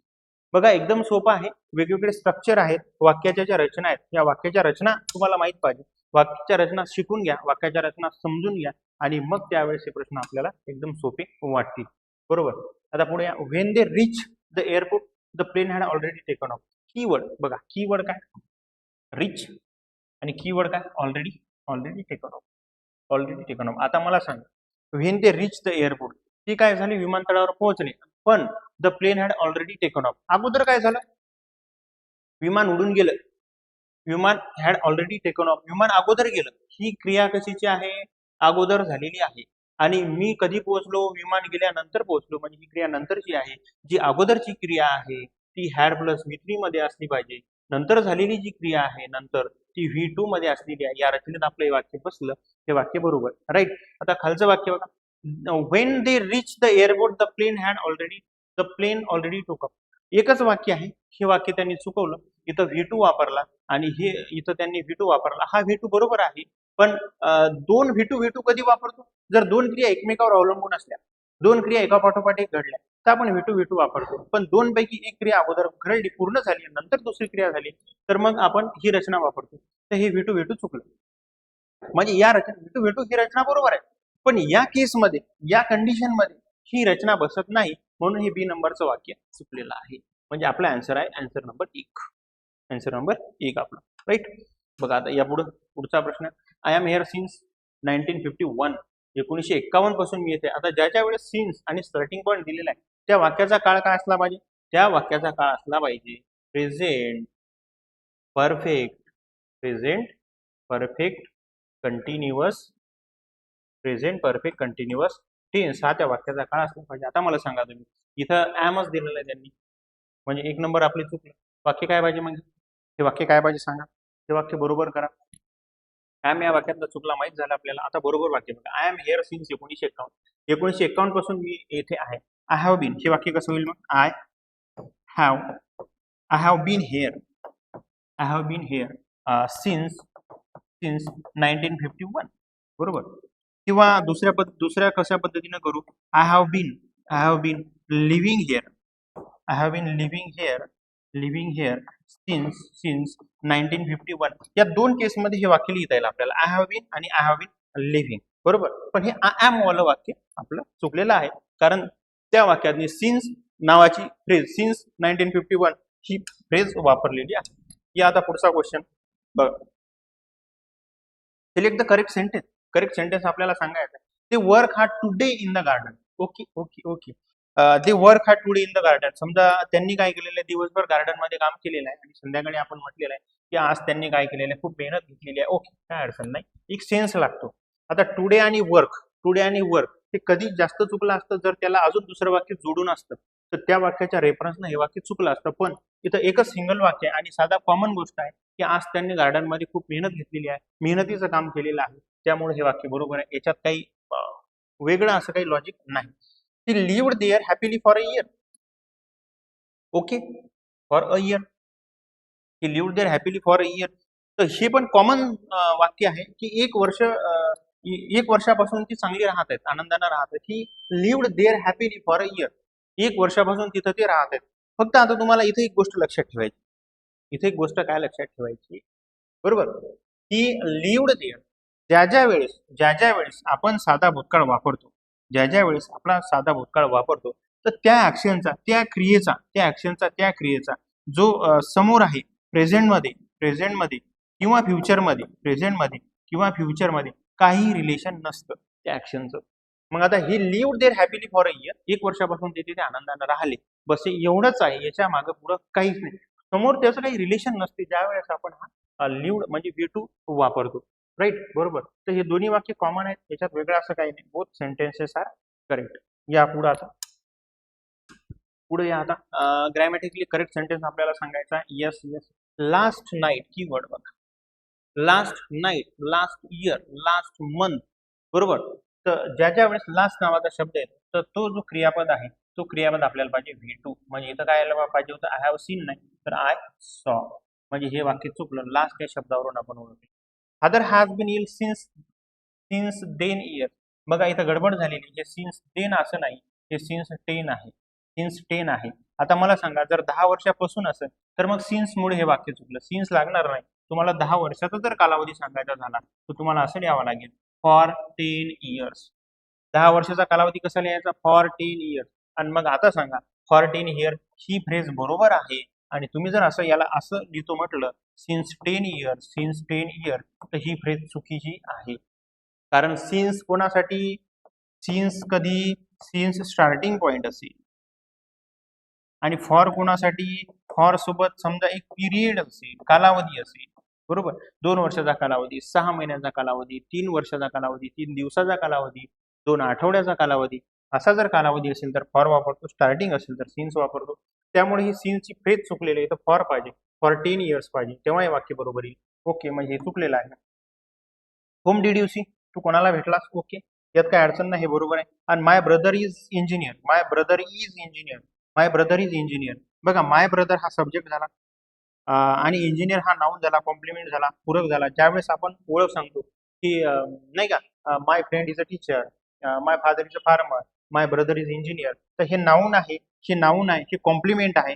आणि इथं आर्टिकल पाहिजे अँड. इंजिनियरचा मराठीत काय होईल, सुरुवात ई, आणि ई ह्या मराठीतला स्वर आहे, म्हणून आपण इथं अँड वापरणार. म्हणजे हे वाक्य कसं पाहिजे, माय ब्रदर इज अन इंजिनियर. म्हणून हे वाक्य चुकलं. आपलं करेक्ट आन्सर आहे 3 नंबरचा, होम डिड यू सी, तू कोणाला भेटलास. हेच वाक्य आपलं बरोबर आहे.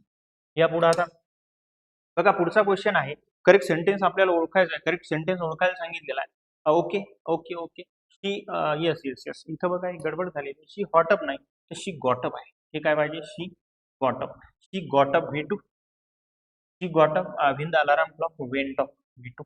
ओके, अलार्म वाजला आणि ती उठली, 2 सलग क्रिया, वाक्य बरोबर आहे, काय अडचण नाही. Okay.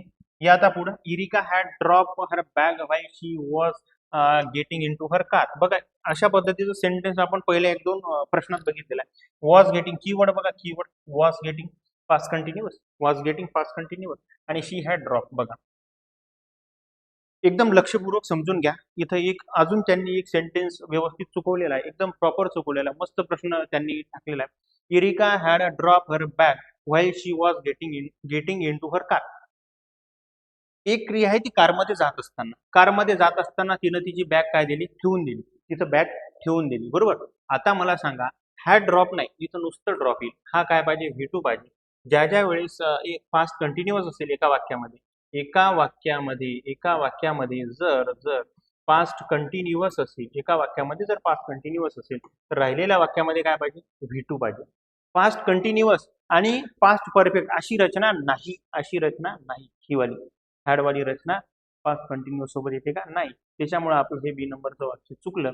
It was the first time I had talk to Ella outside the office. It was the first time I had talk. It was हे हॅड आहे.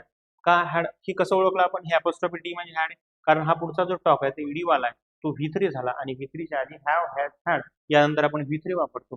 म्हणजे हे हॅड प्लस V3 बरोबर आहे आणि इकडे वॉज बरोबर आहे. It was the first time I had talk to Ella outside the office.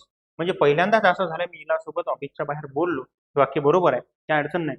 She will be taken up her place at university in October. She will be taken up. बघा, she will be taken up हे वाक्य असं नाही खरं म्हणजे ही थोडंसं टायपिंगमध्ये पुन्हा चुकलेलं आहे. शी विल बीच्या नंतर काय ते मला सांगा बरं तुम्ही. विल बीच्या नंतर ING taking.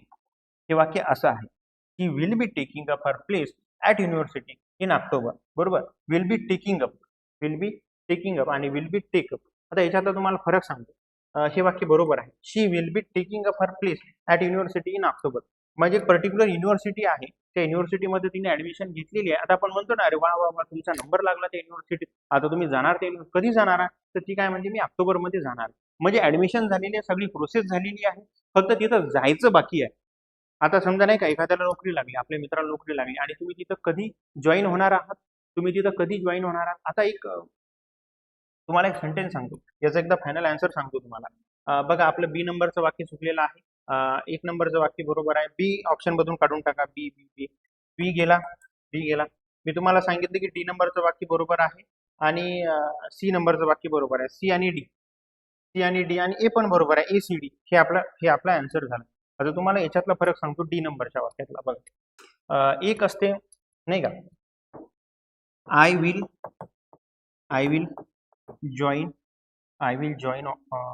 Join the office. I will join office in October. आपण असंच एक करू, बरोबर. आणि दुसरा आहे आय एम, बरोबर. I will be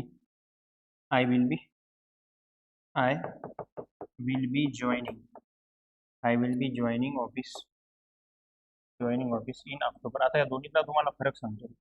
I will join office म्हणजे काय? एक आम्ही निर्णय घेतलेला आहे, एक डिसिजन आहे की मी ऑक्टोबरमध्ये ऑफिस जॉईन करणार आहे. आता बस झालं, किती दिवस बेरोजगार राहणार, बरोबर. हा झाला एक विषय. आणि आय विल बी जॉईनिंग म्हणजे काय? मी त्या ऑफिसमध्ये भेट देऊन आलो, माझा रेझ्यूम देऊन आलो, त्यांनी माझी निवड केली, सगळी प्रोसेस झालेली आहे आणि मी आता ऑक्टोबरमध्ये जॉईन करणार आहे. हा फरक आहे. ज्यावेळेस आपण फ्युचर कंटिन्युअस टेन्स वापरतो त्यावेळेस त्याचा अर्थ असा आहे की तुमची सगळी तयारी झालेली आहे आणि तुम्ही आता फक्त तिथे जायचेच बाकी आहे. आणि म्हणजे फ्युचर कंटिन्युअसचं सांगत आहे. आणि ज्यावेळेस सिम्पल फ्युचर वापरतो ना, तर तो फक्त एक डिसिजन असते की मी ती पर्टिक्युलर गोष्ट करणार आहे. हा त्याच्यामधला फरक आहे. बघ, जसे जसे आपण अजून एक्झाम्पल पाहू, अजून आपल्या कन्सेप्ट क्लिअर होत जाते. बघा, आता इथं पुढे आहे appropriate phrase draw up. Yes, एक फ्रेज आहे ड्रॉ अप. काय विचारलं त्यांनी ड्रॉ अप संदर्भात? त्यांनी ड्रॉ अप संदर्भात असं विचारलेलं आहे, yes, my solicitor the lease we both sign it. बघा, एक वाक्य आहे, त्याच्यात ड्रॉप नावाची ही फ्रेज आपल्याला वापरायची आहे. बरोबर. आता मला सांगा तुम्ही, माय सॉलिसिटर लीज, कीवर्ड कोणता आहे वाक्यातला सांगा? या वाक्यातला कीवर्ड झाला साइन V2. कीवर्ड काय झाला? Sign V2. म्हणजे वर्तमान काळ असण्याचे चान्सेस संपले रिकाम्या जाग्यात. कारण या वाक्यात तुम्हाला कीवर्ड काय भेटलेला आहे? साइन. हा काय आहे? V2 आहे. वाक्यात जर V2 असेल तर त्या वाक्यात कुठेही प्रेझेंट दर्शवणारा वर्ब येणार आहे का? नाही. हे चुकलं. आता ड्रॉन अप आणि ड्रॉन अप वापरायसाठी त्या वाक्यात कमीत कमी हॅड असला पाहिजे. काय असला पाहिजे? हॅड असला पाहिजे. आय काय वाक्यात हॅडअप सांगा बरं. कारण ड्रॉन ही V3 झाला ना, ड्रॉन अप ही V3 झालं. ड्रॉन हा ड्र्यू आणि हा काय? ड्रॉन. तर ड्रॉन ही V3 आहे. V3 वापरायच्या आधी कमी काय पाहिजे? हॅड पाहिजे. आहे का आपल्या वाक्यात हॅड आहे का? जसं माय सॉलिसिटर नंतर हॅड नाहीच, म्हणजे काही विषय संपला. मग इथं काय? My solicitor drew up the lease म्हणजे काय? ऍग्रीमेंट असते, एक करार असते, सहमती करार असते. ड्रीव अप म्हणजे इथं प्रिपरेशन, तयार करणे. म्हणजे सॉलिसिटर म्हणजे त्यांचा वकील. सॉलिसिटरनं काय केलेलं आहे? ती लीज तयार केलेली आहे आणि आम्ही दोघांनी त्याच्यावर साईन केलेली आहे. म्हणजे इथं दोन्ही वाक्यात V2. ऑप्शन कसे बाहेर काढले तुम्हाला सांगितलं. साईन आहे, पास्ट इंडिकेट करतो, प्रेझेंट येणार नाही. बरोबर. ऑप्शन मध्ये एक V3 आहे, पण V3 वापरायचा म्हणजे हॅड पाहिजे, तिथं हॅड नाही, म्हणून हा ऑप्शन चुकला. आणि we are left with the correct answer dream. Right. बघा एकदम सोपा आहे, एकदम सोपा आहे. आता बघा एक थोडे प्रश्न राहिले. We too have been wanting to see you. Okay okay, ठीक आहे, काय अडचण नाही. आपल्याला करेक्ट सेंटेन्स ओळखायचं आहे. आपण चेक करू एकदा. We too have been wanting to see you, म्हणजे आमची पण इच्छा आहे की तुला भेटायची, आमची पण इच्छा आहे की तुला भेटायचं आहे आम्हाला. Okay. We too have wanting to see you. आता मला सांगा, इथं हॅव आहे, इथं हॅव आहे आणि इथं वॉन्टिंग आहे. ही कोण्या काळाची रचना आहे? असा काही काळ असतो का? नाही. जर तुम्ही हॅव वापरला ना, जर तुम्ही हॅव वापरला तर त्यानंतर क्रियापदाचं तिसरं रूप वापरा. बरोबर आहे का? तिसरं रूप इथं आयएनजी आहे, म्हणजे हे चुकला. आयएनजी कधी वापरतो? मग ते वॉन्टिंग जर बरोबर असायला पाहिजे होतं, तर मग काय पाहिजे होतं? ॲमिजार. कारण ॲमिजार नंतर आपण काय वापरतो? आयएनजी. म्हणजे दुसरं वाक्य चुकलं. किंवा आता जर तुम्ही हॅव वापरला ना आणि आयएनजी वापरायचा, तर मग तुम्हाला काय करावं लागेल? बीन वापरावं लागेल आणि बीन नंतर काय करावं लागेल? आयएनजी वापरावं लागेल. या रचनेत पहिलं वाक्य बसते, म्हणजे पहिलं वाक्य त्यातल्या त्यात बरोबर आहे. पहिलं वाक्य त्यातल्या त्यात बरोबर आहे. Have been wanting, okay. Have been wanting त्यातल्या त्यात पहिलं वाक्य बरोबर आहे, म्हणजे प्रेझेंट परफेक्ट कंटिन्युअस टेन्स मध्ये बसते तरी, पण दुसरं कोण्याच रचनेत बसत नाही. तिसरं आहे, I haven't been seeing such a lovely place. I haven't been seeing. Yes. आता याच्यात एक नवीन गोष्ट आणि पहिल्यांदाच एक कॉन्सेप्ट आलेला आहे या प्रश्नात, मी तुम्हाला सांगतो. प्रेझेंट परफेक्ट कंटिन्युअस टेन्सचं जे वाक्य आहे बघा, हा हॅव झाला प्रेझेंट, हा बीन झाला परफेक्ट आणि हा झाला कंटिन्युअस. प्रेझेंट परफेक्ट कंटिन्युअस टेन्सचे जे वाक्य असतात ना, हे आपण निगेटिव्ह लिहित नाही. लक्षात द्या, हा एकदम बेसिक गोष्ट आहे, एकदम कॉमन गोष्ट आहे, सगळ्याला माहित असलं पाहिजे. प्रेझेंट परफेक्ट कंटिन्युअस टेन्सचं वाक्य निगेटिव्ह लिहित नाही, म्हणजे हे वाक्य चुकलं. तर हे वाक्य मग प्रेझेंट परफेक्ट मध्ये निगेटिव्ह लिहायचं नाही, तर मग कसं लिहायचं? तर हे वाक्य लिहायचं पूर्ण वर्तमान काळात लिहायचं. म्हणजे हे वाक्य कसं होईल बघा, I I have not seen, I have not seen, I have not seen such a lovely place, I have not seen such a lovely place. Present perfect continuous tense मध्ये बघा, जो प्रेझेंट आहे, जो परफेक्ट आहे, जो continuous आहे आणि हा जो टेन्स आहे प्रेझेंट परफेक्ट कंटिन्युअस, हा आपण निगेटिव्ह लिहत नाही, म्हणून हे वाक्य चुकलेलं आहे. हॅव हा प्रेझेंट झाला, बीन परफेक्ट झाला आणि सीइंग कंटिन्युअस झाला, पण इथं नॉट वापरला त्याच्यामुळे हे वाक्य चुकलं. इथं वॉन्टिंग वापरला त्याच्यामुळे हे वाक्य चुकलं. कारण इथं काय पाहिजे? हॅव आहे ना, हॅव नंतर आयएनजी येत नाही आणि हे कमीत कमी रचनेत बसते, म्हणजे हे वाक्य बरोबर आहे. म्हणजे we are left with the correct answer, that is only बरोबर. जर मग प्रेझेंट परफेक्ट कंटिन्युअस मध्ये आपण निगेटिव्ह करत नाही, तर मग कोण्या काळात करतो? तर ते करतो आपण प्रेझेंट परफेक्ट टेन्स मध्ये. आणि ते वाक्य मी तुम्हाला करून दाखवलं. I have not seen such a lovely place. अशा पद्धतीने ते आपल्याला लिहिता येईल. बघा आता पुढचा प्रश्न एकदम सोपा आहे. इंग्रजी खरंच खूपच सोपं आहे, फक्त तुम्ही समजून घ्या. अट काय आहे समजून घ्या. The price is depended on the quality. The price is depended on the quality. बघा सगळे वाक्य सारखे दिसतात. कीवर्ड शोधू आपण, कीवर्ड शोधू, एलिमिनेशन करू, चुकीचे बाहेर काढू. बरोबर. द प्राइस आहे, वॉज डिपेंडेड आहे on the quality. Was depended, was plus V3 झाली पॅसिव्हची रचना. आणि प्राइस आहे किंमत, म्हणजे इथं ऍक्शन नाही कोणती. तुम्हाला व्हॉइस मध्ये पॅसिव्ह व्हॉइसचं वाक्य होण्यासाठी काहीतरी ऍक्शन झाली पाहिजे, तर इथं ऍक्शन काहीच नाही. The price was depended on the quality, हे पॅसिव्ह व्हॉइस मध्ये रचना अशी होत नाही, कारण त्या प्राइसवर काही ऍक्शन झाली का? त्या प्राइसवर काही ऍक्शन नाही झाली. थोडक्यात याला आपण असं सांगता येईल की हा एक फॅक्ट आहे. हा काय आहे? एक इकॉनॉमीचा फॅक्ट आहे की ज्या किमती असतात त्या क्वालिटीवर अवलंबून असतात. हा फॅक्ट आहे. किमतीची आणि त्या क्वालिटीची एकमेकावर काही क्रिया होत नाही, त्याच्यामुळे हे वाक्य चुकलं. पॅसिव्ह मध्ये हे वाक्य येणार नाही. इथं पुन्हा त्यांनी मेड आणि डिपेंड, बघा इज मेड, इज आणि V3 ही रचना पुन्हा पॅसिव्ह मध्ये, पुन्हा हे वाक्य चुकलं. The price is depended on the quality, पुन्हा हे वाक्य पॅसिव्ह मध्ये, पुन्हा हे वाक्य चुकलं. बरोबर. The price is depends on the quality, 3 नंबरचा आन्सर बरोबर. कारण प्राइस आणि क्वालिटी हा फॅक्ट आहे. याला आपण एक कॉमन ट्रूथ आहे, एक जनरल ट्रूथ आहे. प्राइस आणि क्वालिटी चांगली असेल, प्राइस चांगली असेल, क्वालिटी लो असेल, प्राइस लो असेल. हे एक जनरल ट्रूथ आहे, एक कॉमन ट्रूथ आहे. त्याच्यामुळे हे वाक्य हे फक्त सिंपल प्रेझेंट टेन्स मध्येच आलं पाहिजे. बाकीच्या पॅसिव्हच्या रचना इथं चुकलेल्या आहेत. बरोबर. या आता पुढे बघा, पुढचा प्रश्न आहे. थँक्यू. इथं आपण पार्ट 2 मध्ये सगळे प्रश्न संपवलेले आहेत. बघा प्रत्येक प्रश्नामध्ये आपल्याला काही ना काही शिकायला मिळतं. प्रत्येक प्रश्नात कोणकोणती रचना वापरली ह्या आपल्याला माहित होत आहेत. तर ह्या रचना आपल्याला माहित असले पाहिजे. हे वाक्याचे जे स्ट्रक्चर आहेत, स्ट्रक्चर ऑफ सेंटेन्स आपल्याला माहित असले पाहिजे.